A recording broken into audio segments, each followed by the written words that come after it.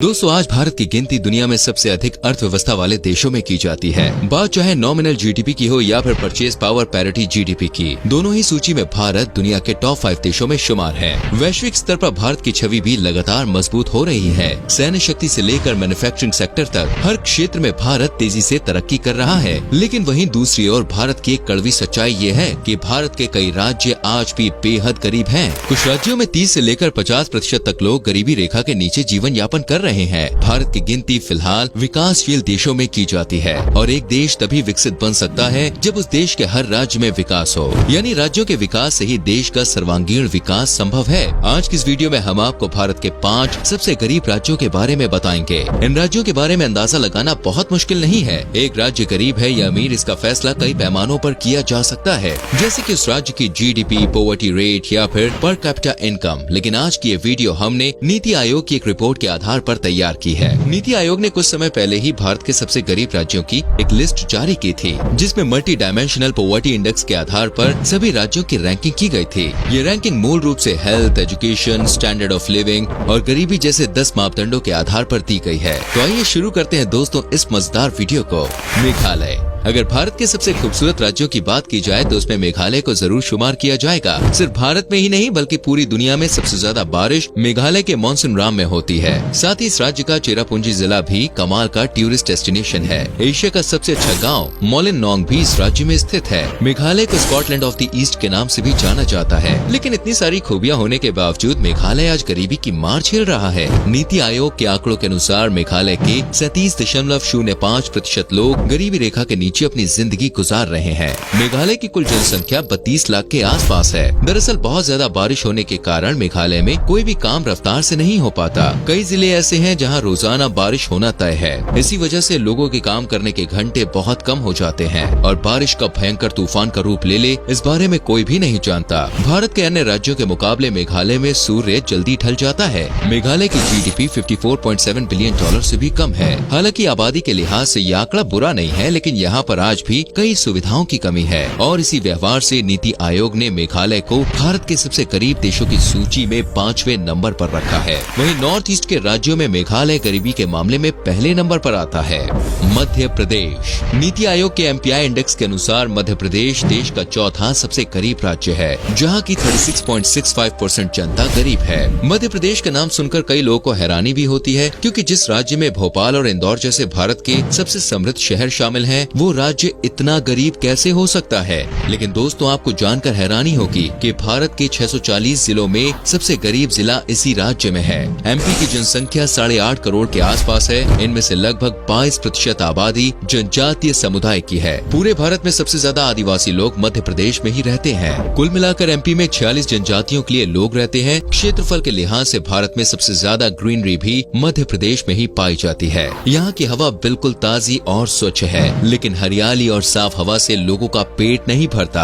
आज मध्य प्रदेश की गिनती सबसे खराब शिक्षा व्यवस्था वाले राज्यों में की जाती है। चाइल्ड मोर्टेलिटी रेट हो या फिर कुपोषण की बात, मध्य प्रदेश की गिनती सबसे खराब 5 राज्यों में की जाती है। मध्य प्रदेश में कितने ही घरों में आज भी शौचालय की सुविधा उपलब्ध नहीं है। पीने के पानी के लिए सबसे लंबी दूरी तय करने वाले राज्यों में भी मध्य प्रदेश टॉप 3 देशों में शुमार है। आदिवासी समुदाय को शिक्षा के प्रति जागरूक करने और उन्हें रोजगार देने के लिए सरकार द्वारा कई योजनाएं चलाई जा रही हैं। लेकिन इसके बावजूद मध्य प्रदेश की स्थिति में कोई खास सुधार देखने को नहीं मिल रहा है। मध्य प्रदेश का अलीराजपुर जिला भारत का सबसे गरीब जिला घोषित किया जा चुका है। इस जिले की 76% आबादी गरीबी रेखा के नीचे जीवन यापन कर रही है। प्रदेश के कुछ चुनिंदा बड़े शहरों को छोड़ दिया जाए तो लोगों के पास करने के लिए कुछ भी ज्यादा काम नहीं है। दोस्तों उत्तर प्रदेश। आपको जानकर हैरानी होगी कि उत्तर प्रदेश अर्थव्यवस्था के मामले में देश में तीसरा सबसे प्रमुख राज्य है। उत्तर प्रदेश की जीडीपी $220 बिलियन है, लेकिन पर कैपिटा इनकम के मामले में भारत में ये 28वें नंबर पर आता है। उत्तर प्रदेश के लोगों की पर कैपिटा इनकम 40,000 के आसपास है। नीति आयोग के एमपीआई इंडेक्स के अनुसार उत्तर प्रदेश की 37.79% आबादी गरीबी रेखा के नीचे आती है। ये भारत का सबसे ज्यादा आबादी वाला राज्य है। ताज़ा आंकड़ों के अनुसार उत्तर प्रदेश की जनसंख्या 24 करोड़ के आसपास पहुँच गई है। उत्तर प्रदेश में गरीबी के कई मुख्य कारण है। सबसे पहला कारण है यहाँ पर जातिवाद की राज राजनीति।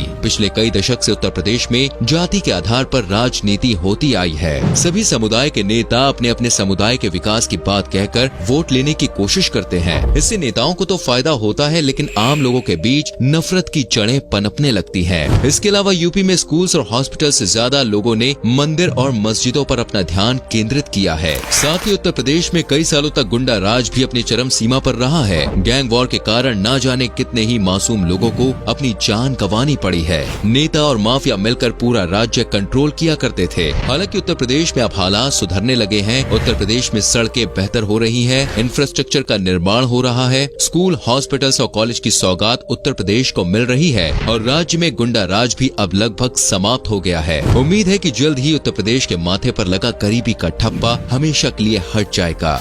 झारखंड दोस्तों, किसी भी चीज की मजबूती के लिए उसकी नींव का मजबूत होना बहुत जरूरी है। झारखंड साल 2000 में बिहार से अलग हुआ था। अगर महाराष्ट्र, केरल जैसे किसी राज्य से कोई राज्य अलग होता है तो शायद उसकी स्थिति अलग होती, लेकिन झारखंड राज्य बिहार से अलग हुआ था, जहां पहले से ही बहुत गरीबी थी। झारखंड अगर चाहे तो 10 सालों में खुद को भारत के टॉप 10 राज्यों में शामिल कर सकता है। झारखंड के जमशेदपुर जिले में देश का ही नहीं बल्कि पूरे एशिया का पहला स्टील का प्लांट लगाया गया था। आज जमशेदपुर, बोकारो और बिहार जैसे जिलों में इंडस्ट्रियलाइजेशन काफी तेजी से हो रहा है, लेकिन उसका लाभ आम जनता तक नहीं पहुंच पा रहा। लोगों को रोजगार तो मिल रहा है, लेकिन बहुत ही कम दिहाड़ी के साथ उनसे काम कराया जा रहा है।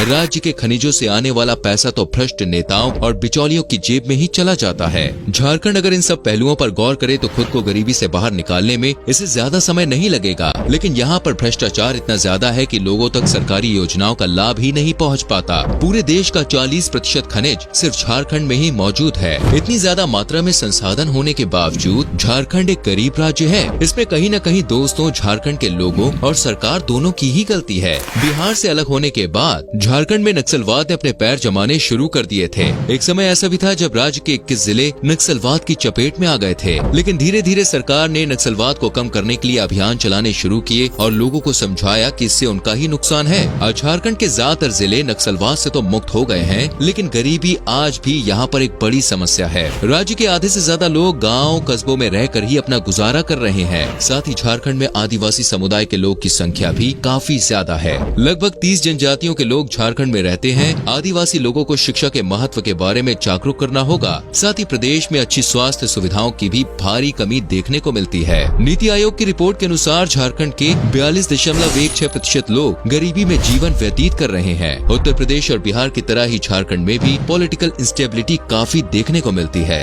राज्य को बने अभी 2 दशक ही बीते हैं। इतने कम समय में ही यहाँ पर 1 दर्जन से ज्यादा बार सरकारें बदल चुकी हैं।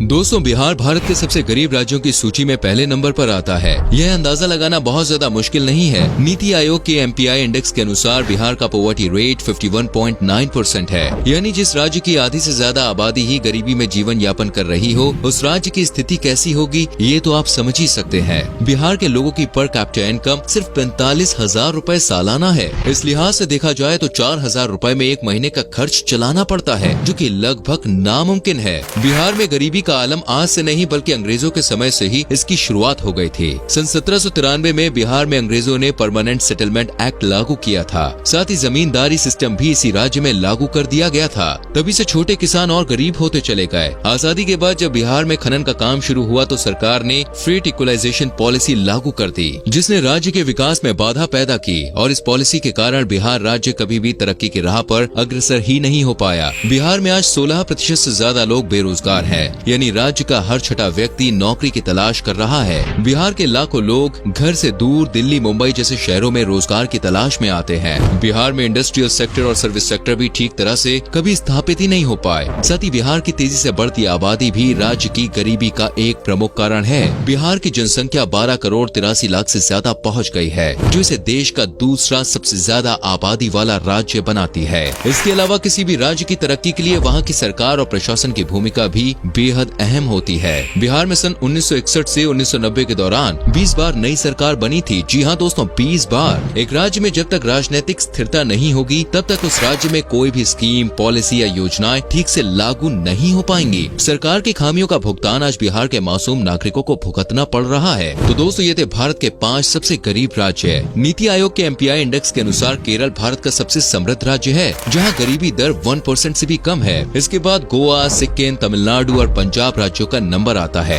ये बात काफी हैरान करने वाली जरूर है कि भारत के ही एक राज्य में इतनी अधिक गरीबी है, तो अन्य राज्यों के लोग कितने समृद्ध हैं। कमजोर राज्यों में सुधार लाने के लिए सरकार सिर्फ आर्थिक राशि से लोगों की मदद करती है। आर्थिक मदद के जरिए दोस्तों एक तरह से सरकार लोगों को निकम्मा और कामचोर बनाने का काम करती है। इससे लोग की सोच ही ऐसी हो जाती है कि कुछ करें या ना करें, सरकार खाने के लिए खाना तो दे ही देगी, बस और जिंदगी में क्या चाहिए। इसके बदले सरकार को रोजगार बढ़ाने और शिक्षा को बेहतर बनाने की ओर ज्यादा ध्यान देना चाहिए। उम्मीद करते हैं वीडियो आपको अच्छी लगी होगी। वैसे आपके हिसाब से भारत के इन सबसे गरीब राज्यों की हालत किस तरह से बेहतर की जा सकती है, इस बारे में अपने सुझाव और विचार नीचे कमेंट बॉक्स में हमारे संग शेयर जरूर करें। वीडियो को लाइक और शेयर करें।